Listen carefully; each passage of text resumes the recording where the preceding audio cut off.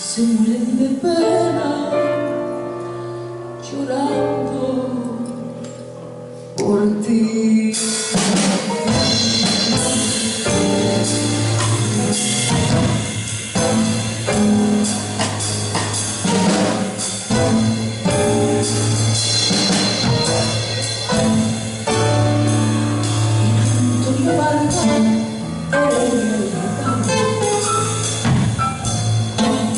El más arrogante y el mejor blanco, y por no decir morena, no lo hubo más bueno, más guapo ni honrado. Pero por culpita de una hembra gitana, su faja en el pecho y un hombre se hundió.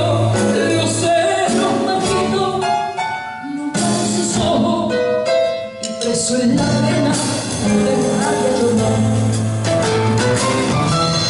de rabia lloró.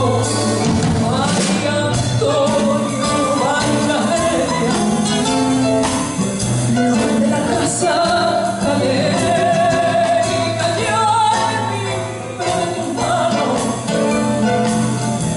y de tu boca el clavel, y de tu boca el clavel. Y te puede herir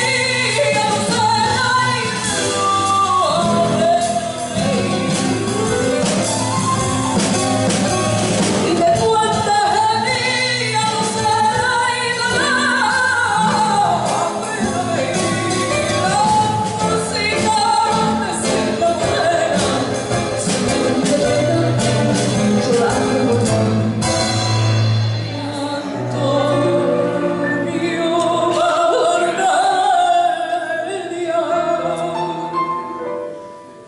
se mueren de pena